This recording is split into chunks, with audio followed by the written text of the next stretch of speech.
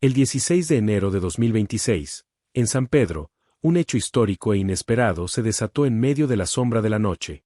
Los ecos de las sirenas y las vibraciones en las frecuencias de radio se extendieron por la zona cuando la noticia de un operativo federal contra una de las casas más emblemáticas del narcotráfico en México comenzó a circular. La casa, ubicada en una zona residencial de la ciudad, pertenecía a los Beltrán Leiva, un nombre que resonó con fuerza en las últimas 2 décadas. Lo que no se sabía aún, pero pronto lo descubrirían muchos, era que esta casa guardaba un secreto mucho más profundo de lo que cualquiera podría haber anticipado. La operación fue dirigida por uno de los hombres más temidos en el ámbito de la seguridad nacional, Omar García Harfuch, secretario de Seguridad de la Ciudad de México. Su nombre no solo era sinónimo de orden y disciplina, sino que también representaba una amenaza constante para los criminales más poderosos de México. La misión era clara: desmantelar uno de los cimientos financieros de los Chapitos, el operador de los Beltrán Leiva, conocido en círculos clandestinos como uno de los pilares de la economía ilícita del cártel de Sinaloa. A las 9 de la noche, un convoy de vehículos blindados con hombres armados hasta los dientes se posicionó en las inmediaciones de la casa. Los agentes federales se infiltraron en la zona sin hacer ruido, sin causar alarmas inmediatas. Mientras tanto, en la casa de los Beltrán Leiva, los operadores financieros de los Chapitos, en su mayoría hombres de confianza del cártel, seguían su rutina como si nada pasara. Nadie sospechaba que esa noche todo cambiaría. Las puertas de la casa fueron derribadas en cuestión de segundos.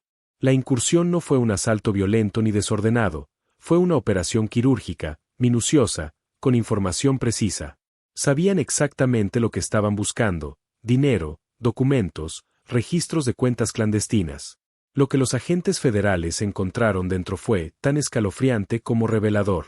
Miles de dólares en efectivo, maletines con documentos clasificados, y una serie de computadoras portátiles que, aunque destruidas en parte, guardaban la información crucial que podía vincular a las más altas esferas del poder.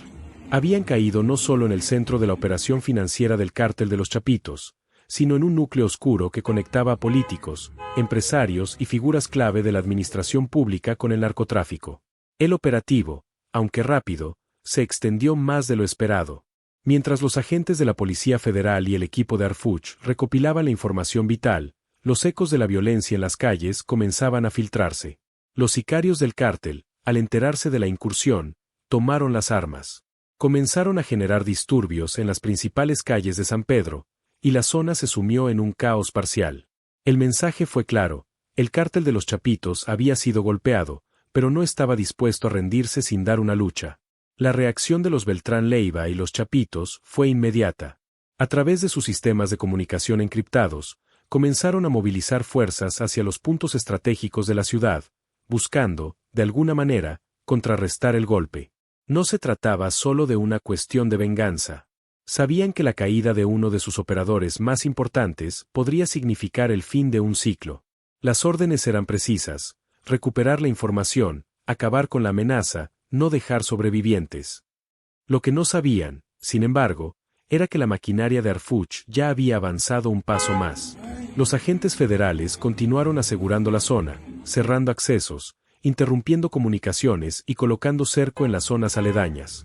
La operación no solo se limitó al allanamiento de la casa de los Beltrán Leiva. La estrategia de Harfuch era más compleja. Durante horas, los agentes federales bloquearon las rutas de escape, interceptaron vehículos y arrestaron a varios colaboradores de alto rango del cártel. En cuestión de horas, el operativo había logrado debilitar considerablemente la red financiera que los Chapitos operaban desde la sombra. A las 3 de la mañana, las primeras imágenes de la detención del operador financiero comenzaron a circular. A través de fuentes de inteligencia, el gobierno había logrado identificarlo y arrestarlo en un operativo paralelo que se había llevado a cabo en una zona residencial de la periferia de la ciudad. La noticia de la captura de este hombre clave significaba que la estrategia financiera del cártel de los Chapitos había recibido un golpe devastador. Sin embargo, a pesar de la gran cantidad de información que había sido asegurada, el operativo no terminó ahí. Durante las horas posteriores, las autoridades federales redoblaron su presencia en los puntos clave, evitando que los sicarios pudieran reagruparse. La captura del operador financiero se sumó a la lista de golpes estratégicos que Harfuch había dado en el último año, consolidando su figura como una de las más imponentes en la lucha contra el narcotráfico en México. Por otro lado, las consecuencias inmediatas de esta operación fueron evidentes. Los cárteles que operaban en la región comenzaron a fragmentarse aún más. Los Beltrán Leiva, al perder a uno de sus hombres más confiables, no solo vieron un debilitamiento de su estructura financiera, sino también un resquebrajamiento de su poder territorial. Los Chapitos, aunque golpeados, seguían siendo un grupo formidable, pero la falta de un operador clave les hizo perder el control sobre varias zonas de San Pedro. A lo largo de las siguientes semanas, los análisis de inteligencia federales continuaron revelando la magnitud de la operación. La información recabada de las computadoras y documentos incautados permitió a las autoridades federales seguir la pista de otros posibles operativos, identificar nuevos miembros de la red criminal y desmantelar otras células que, hasta ese momento, habían operado con total impunidad. Los impactos en el narcotráfico en la región fueron profundos. Las organizaciones criminales se vieron obligadas a reorganizarse rápidamente. Los enfrentamientos entre las diversas facciones del cártel de Sinaloa aumentaron, y la violencia en las calles de San Pedro escaló hasta niveles inéditos. Aunque el gobierno había dado un golpe certero, los efectos secundarios de la operación continuarían sintiéndose por mucho tiempo. La madrugada del 17 de enero trajo consigo una atmósfera aún más densa. La noticia de lo sucedido en San Pedro se había esparcido como un reguero de pólvora. No solo los medios tradicionales estaban cubriendo el evento, las redes sociales, que tradicionalmente son un termómetro del sentir de la población, estallaron en rumores y análisis de lo ocurrido. Desde los rincones más alejados de Sinaloa, hasta los barrios más cercanos al centro de la capital, los habitantes de México comenzaron a sentir que la guerra contra los cárteles estaba tomando un giro más directo y personal. Mientras tanto, en el núcleo de los Beltrán Leiva, la incertidumbre era palpable. La pérdida de su operador financiero más importante no solo significaba un golpe a su estructura económica, sino también un debilitamiento en su control sobre las rutas de narcotráfico que abastecían tanto a México como a los Estados Unidos. La reconfiguración de sus redes de distribución y lavado de dinero estaba en marcha, pero el daño ya estaba hecho. Los informes de inteligencia indicaban que los Beltrán Leiva habían comenzado a fragmentarse aún más. La lealtad dentro de la organización se estaba cuestionando, y algunos de los miembros más antiguos empezaban a ver en el horizonte la oportunidad de tomar el control, desmarcándose de la vieja estructura liderada por los hermanos. En paralelo, los Chapitos no se quedaron atrás. La captura de su operador financiero fue una herida directa a su corazón, pero el cártel de Sinaloa es una máquina que no se detiene fácilmente. Con cada golpe que recibían, también tomaban decisiones rápidas. En las horas posteriores a la captura, se emitieron órdenes claras para que todos los frentes de combate se fortalecieran. Las tropas, distribuidas en puntos clave, recibieron instrucciones de reforzar los bloqueos y hacer todo lo posible para mantener la ciudad bajo su control. No estaban dispuestos a permitir que el gobierno tomara la delantera. Sin embargo, algo empezó a cambiar en la dinámica de los cárteles. La naturaleza de las facciones de poder dentro del cártel de Sinaloa comenzó a mutar. Los viejos aliados, como los Zambada y los Beltrán Leiva, ya no veían los mismos intereses comunes. Mientras los Zambada mantenían su control sobre ciertas zonas, los Chapitos luchaban por mantener su influencia sobre Sinaloa, pero la desestabilización causada por el operativo de Harfuch les dejó vulnerables. La falta de confianza, la presión del gobierno y el incesante cerco que se les estaba formando comenzaron a hacer mella en las antiguas alianzas. A medida que las tensiones internas crecían, el estado de alerta en los puntos clave de Sinaloa no hacía más que intensificarse. Las fuerzas federales, con la colaboración de la inteligencia militar, estaban constantemente rastreando los movimientos de los operativos de los Chapitos, mientras que las fuerzas especiales no dejaban de reforzar sus estrategias de cerco en cada rincón donde los cárteles pudieran intentar reagruparse. En este contexto, los narcos decidieron cambiar su enfoque. Si no podían avanzar, buscarían erosionar las fuerzas del orden desde las sombras. Las amenazas de violencia se multiplicaron, y los federales no solo se enfrentaban a ataques directos, sino también a una guerra de desgaste psicológico. Los sicarios del cártel comenzaron a difundir videos con amenazas abiertas, instando a los policías y militares a dejar de luchar contra ellos, de lo contrario, sufrirían represalias que nadie podría prever. En la ciudad, las calles fueron testigos de un ambiente tenso, lleno de desconfianza. Las patrullas de policía fueron vista tras vista en cada esquina, y las familias empezaban a ver con mayor frecuencia la oscuridad de la violencia que, con cada golpe asestado a los cárteles, se hacía más real en sus vidas cotidianas. San Pedro no era la excepción. Desde las primeras horas del 17 de enero, las fuerzas federales desplegaron un operativo de seguridad sin precedentes, en un esfuerzo por consolidar el control de la ciudad y evitar la escalada de violencia. Las imágenes de enfrentamientos, de persecuciones en plena luz del día, se convirtieron en un recordatorio constante de la lucha que se libraba por el control del territorio. En la mesa de comando, Arfuch, como siempre, se mantenía al frente de la estrategia. Sabía que esta victoria, aunque significativa, solo representaba un capítulo más en la guerra. No estaba celebrando, sabía que cada arresto, cada incautación, cada golpe a la infraestructura del narcotráfico venía acompañado de una nueva ola de violencia y un repliegue de las células criminales que, sin embargo, no dejarían de luchar. En su mente, Arfuch se preparaba para lo peor. Lo que acababa de suceder en San Pedro, lo que estaba por ocurrir, no solo tendría repercusiones a nivel nacional, sino que podría extenderse a otras regiones, incrementando la violencia en un ciclo que parecía imparable. El siguiente paso fue vital: las investigaciones financieras. La información recabada durante el operativo de la Casa de los Beltrán Leiva proporcionó datos claves para rastrear más cuentas y redes de dinero que mantenían a los chapitos operando en las sombras.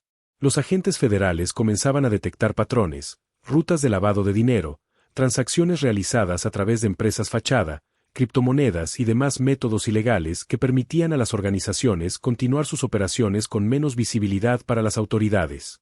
En las siguientes semanas, la presión sobre el cártel de Sinaloa aumentó. La falta de un operador clave como el que acababa de ser capturado dejó una brecha importante.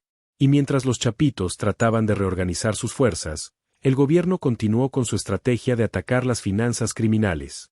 Los informes revelaron que incluso miembros cercanos a los líderes del cártel estaban siendo investigados, mientras las autoridades federales, con la presión de la comunidad internacional, se preparaban para avanzar aún más rápido en sus objetivos. Las cárceles, que antes habían sido bastiones de la estrategia criminal, ahora estaban bajo vigilancia constante. Mientras los días transcurrían, la presión sobre los cárteles se hacía cada vez más intensa. La reacción de los chapitos, lejos de ser solo defensiva, comenzó a adoptar formas más astutas y sutiles. Sabían que el gobierno mexicano no cesaría en su lucha, y menos ahora, cuando la operación dirigida por Arfuch había resultado en una de las incautaciones más importantes en mucho tiempo.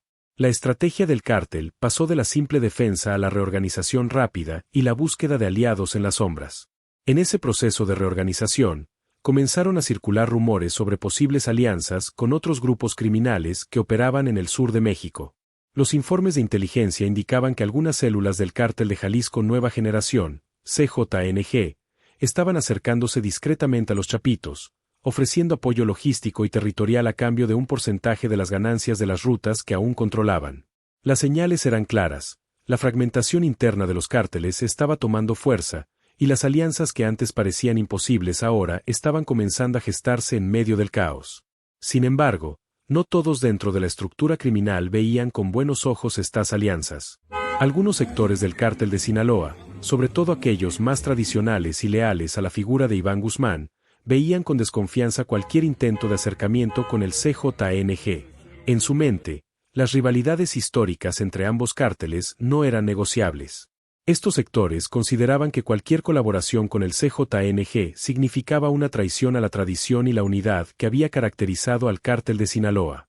Esto resultó en una lucha de poder interna dentro de los chapitos.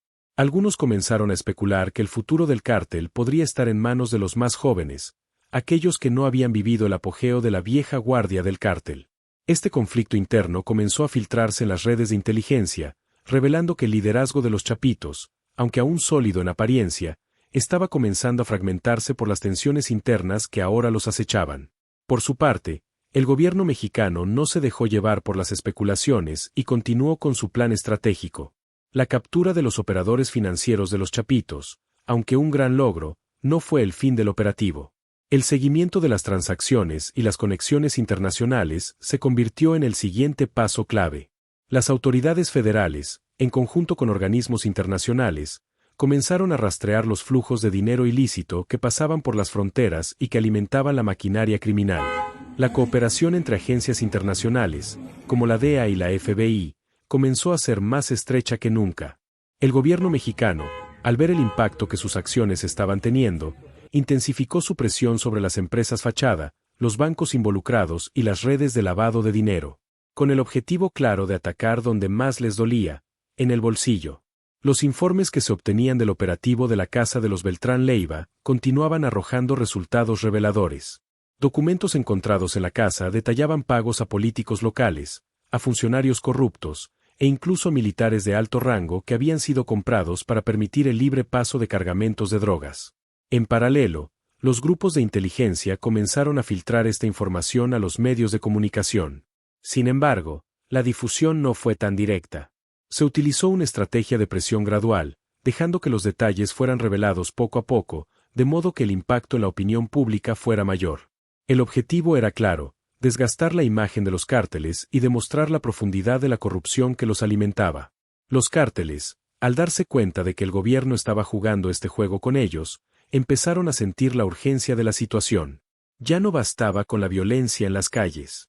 La presión económica comenzaba a mermar su capacidad operativa. Los envíos de drogas se vieron interrumpidos, y las rutas comenzaron a ser monitoreadas más intensamente que nunca. A medida que los recursos se volvían más escasos, los enfrentamientos dentro de los grupos se intensificaron. Las pugnas por el control de rutas, dinero y poder se convirtieron en una lucha sin cuartel, en la que no solo los rivales externos representaban una amenaza, sino los propios aliados de antaño.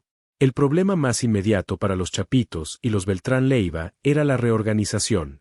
Al caer su operador financiero, al mismo tiempo que perdían terreno en el lavado de dinero, quedaban expuestos a nuevas incursiones del gobierno. Sin embargo, la respuesta a esta situación no fue tan inmediata como se esperaba. Los cárteles, al perder a sus piezas clave, decidieron replegarse momentáneamente y reorganizar sus estructuras. Esta estrategia, aunque evasiva, daba tiempo para encontrar nuevos caminos para mover dinero y recursos sin ser detectados.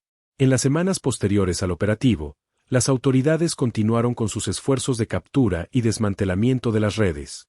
En un punto crítico, las fuerzas federales lograron arrestar a otro alto ejecutivo del cártel, esta vez involucrado en el tráfico de armas y en el suministro de equipo militar para las células de sicarios del cártel de Sinaloa. Este arresto, junto con los anteriores, se consideró otro gran avance en la guerra contra el narcotráfico. Los cárteles, sin embargo, no estaban dispuestos a dejarse derrotar tan fácilmente. El gobierno mexicano, consciente de los riesgos que implicaba este tipo de operaciones, reforzó la seguridad en puntos clave de la capital y en ciudades fronterizas. No solo los sicarios locales estaban comprometidos en esta guerra, sino que las redes de apoyo en el extranjero también se vieron afectadas. La inteligencia federal había comenzado a rastrear las conexiones internacionales, siguiendo los flujos de dinero hacia los Estados Unidos, Europa y Asia. Los primeros resultados fueron sorprendentes: conexiones con entidades bancarias en Europa y con políticos corruptos en países de América Central fueron identificadas. A medida que las autoridades federales profundizaban en sus investigaciones, surgieron nuevos desafíos. A pesar de los avances en el desmantelamiento de las estructuras operativas de los cárteles, las redes secundarias seguían siendo lo suficientemente fuertes como para ofrecer una resistencia significativa. Los miembros más jóvenes del cártel, ansiosos por tomar el control, comenzaron a fragmentarse aún más. Sin embargo, el golpe a la estructura financiera seguía siendo el mayor impacto que los Chapitos habían sufrido. Este debilitamiento económico llevó a una cadena de consecuencias imprevistas. Los sicarios comenzaron a rebelarse. No era solo cuestión de perder dinero, se trataba de perder poder, territorio y recursos. Los enfrentamientos entre los sicarios se hicieron más violentos, más descontrolados y más peligrosos. La policía, atrapada en medio de esta guerra interna, se encontraba con dificultades para imponer el orden. Las fuerzas federales, ya agotadas por semanas de tensión, comenzaron a sentirse presionadas por la magnitud de la situación. La guerra contra el narcotráfico había dado un giro inesperado. La batalla, que originalmente parecía ser una cuestión de capturas y destrucción de infraestructuras, se había convertido en una lucha interminable por el control de los recursos y la supervivencia de las facciones dentro del cártel. Sin embargo, a pesar de todo, el gobierno mexicano continuó avanzando. Las alianzas internacionales seguían siendo clave en el fortalecimiento de las operaciones, y cada arresto, cada incautación, seguía desmantelando poco a poco el imperio del narcotráfico. En la fría madrugada del 19 de enero, las calles de San Pedro, aún marcadas por las huellas de la reciente operación, empezaron a experimentar una inquietante calma tensa. Mientras el sol apenas comenzaba a asomarse por el horizonte, la ciudad parecía un campo de batalla, con la seguridad reforzada en cada esquina y la sensación de que los ecos de la violencia podrían reventar en cualquier momento. La caída de los líderes financieros del cártel había golpeado el corazón de la operación, pero la maquinaria de violencia seguía intacta. Los sicarios, aunque desorganizados en muchos aspectos, continuaban siendo una amenaza real y peligrosa. Las redes de inteligencia federal sabían que el tiempo jugaba a favor del gobierno, pero también eran conscientes de que, al igual que una bestia herida, los cárteles podrían volverse aún más impredecibles en su lucha por sobrevivir. La figura de Omar García Harfuch se consolidaba como la némesis de los chapitos, pero no se podía subestimar el peligro que representaban las células más radicales del cártel, dispuestas a hacer cualquier cosa para evitar caer por completo. La guerra por el control de la plaza estaba lejos de terminar. Mientras tanto, en las alturas de los edificios que daban vista a las calles de San Pedro, un equipo de vigilancia federal comenzaba a obtener datos de los movimientos sospechosos en la periferia. Los informes indicaban que, al igual que en anteriores ocasiones, los chapitos habían comenzado a reorganizar sus fuerzas bajo el liderazgo de los elementos más jóvenes del cártel. Estos nuevos actores, con menos experiencia pero con una ferocidad incontrolable, se estaban adueñando de los puntos de control en la ciudad.